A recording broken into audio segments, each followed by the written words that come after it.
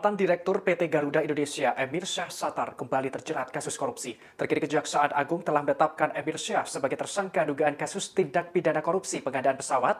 Dengan penetapan ini, ia sudah 2 kali terjerat kasus korupsi yang sebelumnya dipidana oleh Komisi Pemberantasan Korupsi atau KPK terkait kasus suap. Dikutip dari tribunnews.com, Kejaksaan Agung telah menetapkan sebagai tersangka terhadap Emir Syah pada Senin 27 Juni 2022.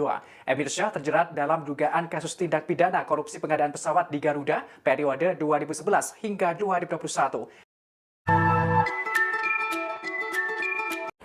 Latar belakang studi kasus PT Garuda Indonesia Persero Tbk. Garuda Indonesia merupakan salah satu perusahaan milik negara BUMN di sektor industri transportasi udara. Dengan jumlah 210 armada, Garuda Indonesia menjangkau 48 rute domestik dan 22 rute internasional.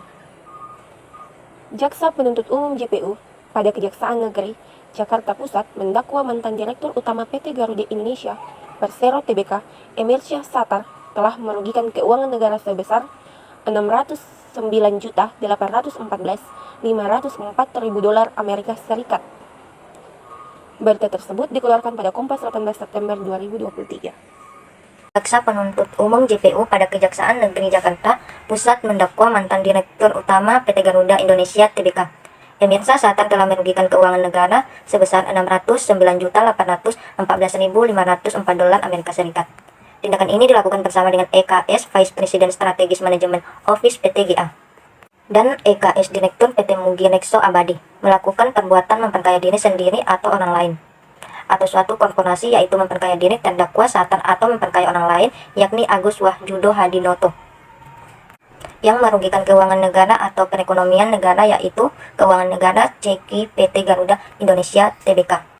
Seluruhnya sebesar $609.814.504, kata jaksa saat membacakan dakwaan di PN Jakarta Jalan Besar Raya Jakarta Pusat pada hari Senin tanggal 18 bulan 9 2023. Jaksa menjelaskan Emir Syah Sattar secara tanpa hak menyerahkan rencana pengadaan armada atau flight plan PT Garuda Indonesia yang merupakan rahasia perusahaan kepada Soetikno Soedarjo untuk selanjutnya diteruskan kepada Dux yang merupakan advisor dari Bombardier. Kemudian Emir Syah Sattar mengubah rencana kebutuhan pesawat Sub-100 dari yang semula kapasitas 70 seat tipe jet menjadi kapasitas 90 seat tipe jet tanpa terlebih dahulu ditetapkan dalam rencana jangka panjang perusahaan.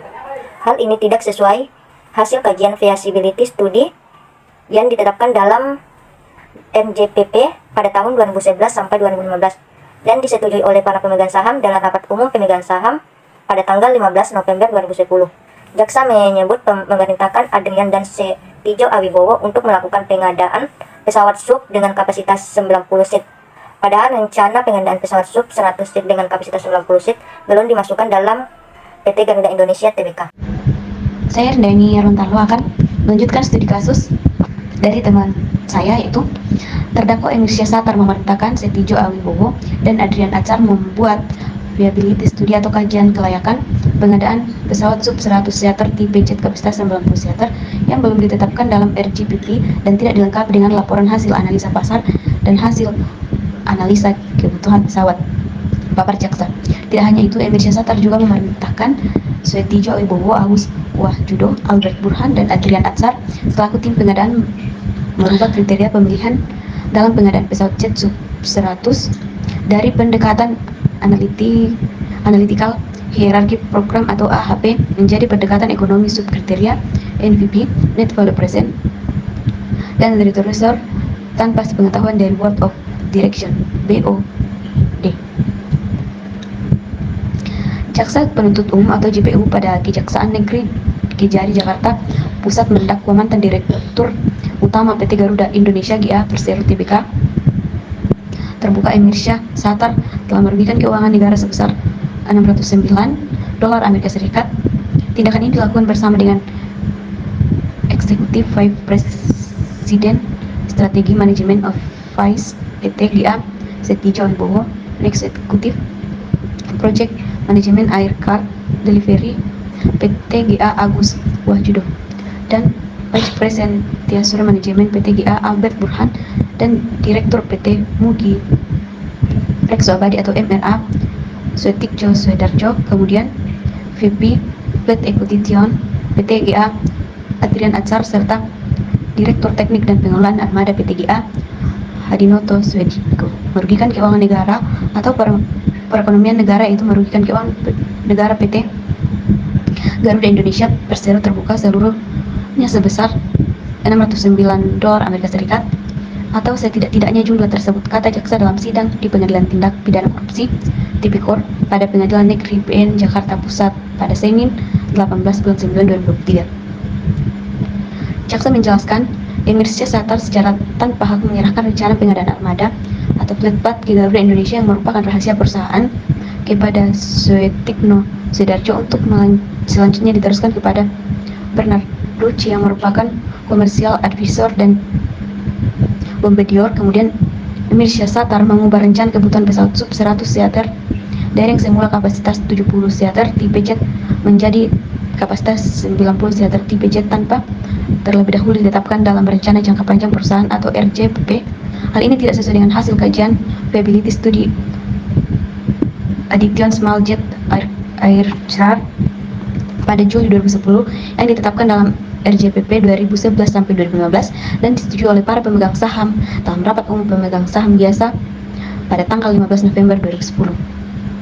Jaksa menyebut Emirsyah memerintahkan Adrian dan Setijo Awibowo untuk melakukan pengadaan pesawat sub 100 seater dengan kapasitas 90 seat serta rencana pengadaan pesawat sub 10 seater dengan kapasitas 90 seat belum dimasukkan dalam RJPP PT Garuda Indonesia Persero terbuka. Menurut jaksa, Emirsyah Satar bersama dengan Agus Wahyudo dan Hadinoto Swedikno juga melakukan persekongkolan dengan Suetikno Suedarjo untuk memenangkan Bombardier dan ART dalam pemilihan pengadaan pesawat pada PT Garuda Indonesia. Meskipun jenis pesawat Bombardier CRJ 1000 dan ART 72600 tidak sesuai dengan konsep bisnis PT Garuda Indonesia atau Persero terbuka sebagai perusahaan penerbangan yang menyediakan layanan full service. Kemudian Emirsyah Satar juga bersama dengan Albert Burhan, Muhammad Arif Wibowo dan Hadinoto Swedikno memberikan persetujuan untuk mengadakan pesawat turbopropeller untuk tanpa ada feasibilitas studi yang memadai serta belum ditetapkan dalam RJPP maupun RKPA, di mana tipe pesawat tersebut tidak sesuai dengan sistem pelayanan penerbangan low-loss carry PT Cimling Indonesia yang kemudian dalam pengadaannya diambil alih oleh PT Garuda Indonesia Persero terbuka, pakar jaksa. Emirsyah Satar bersama dengan Albert Burhan juga melakukan pembayaran Free Delivery Payment atau PDP. Pembelian pesawat ATR 72-600 kepada manufaktur ATR. Padahal mekanisme pengadaan ATR dilakukan secara sewa. Terdakwa Emirsyah Satar bersama dengan Albert Burhan melakukan pembayaran PDP pembelian pesawat CGR 1000 kepada Bombardier. Padahal mekanisme pengadaan CGR 100 tersebut dilakukan secara sewa. Imbu jaksa atas perbuatannya. Emirsyah Satar dijerat dengan pasal 2 ayat 1 dan pasal 3 GO, pasal 18 Undang-Undang Nomor 31 Tahun 1999 tentang Pemberantasan Tindak Pidana Korupsi GO, pasal 55 ayat 1 K1 KUH Pidana. Hubungan antara kasus dan teori fraud triangle. Jika dikaitkan dengan segitiga penipuan atau fraud triangle, ialah sebuah konsep yang dikembangkan oleh kriminolog Donald Tracy yang merupakan model yang mengidentifikasi 3 elemen kunci yang terdapat dalam sebagian besar kasus penipuan. 1. Tekanan. Ini mengacu pada tekanan eksternal atau internal yang mengarah pada keputusan untuk melakukan penipuan. Dalam kasus Emirsyah Satar dan rekan-rekannya, tekanan tersebut mungkin berasal dari keinginan untuk mendapatkan kontrak untuk model pesawat tertentu seperti Bombardier CRJ 1000 dan ATR 726.000 yang tidak sesuai dengan model bisnis Garuda Indonesia. Tekanan untuk mendapatkan kontrak-kontrak ini bisa saja dilakukan oleh pemangku kepentingan eksternal atau tekanan internal untuk memenuhi target keuangan tertentu. Yang kedua yaitu rasionalisasi. Nah, ini adalah pembenaran atau penjelasan yang diberikan pelaku kepada dirinya sendiri karena melakukan penipuan. Bagi Emersia Satar dan timnya, rasionalisasi dapat berupa meyakinkan diri mereka sendiri bahwa tindakan yang diambil seperti mengubah rencana armada tanpa izin yang tepat dan melakukan studi kelayakan tanpa analisis pasar yang memadai diperlukan untuk pertumbuhan dan kesuksesan perusahaan. Hal ini dapat dilihat sebagai upaya yang salah arah untuk melindungi kepentingan perusahaan. Yang ketiga, peluang. Ini mengacu pada keadaan yang memungkinkan terjadinya penipuan. Dalam kasus Garuda Indonesia, peluang tersebut muncul dari keputusan perusahaan membeli model pesawat tertentu tanpa melakukan studi kelayakan secara menyeluruh atau mempertimbangkan opsi alternatif. Peluang tersebut dimanfaatkan Emersia Satar dan timnya melalui tindakan tidak sah dan manipulasi proses pengadaan. Kesimpulan, kasus terhadap mantan CEO Garuda Indonesia Emersia Satar dan beberapa eksekutif diduga merugikan perekonomian nasional sebesar 609.814.504.000 US dollar melibatkan serangkaian tindakan kompleks yang dapat dianalisis melalui kacamata penipuan dan korupsi perusahaan.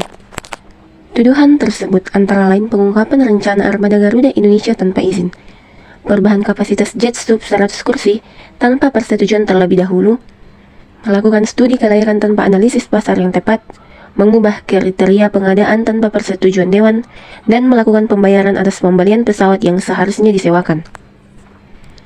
Perbuatan tersebut disinyalir telah menimbulkan kerugian finansial bagi perekonomian nasional dan Garuda Indonesia sendiri.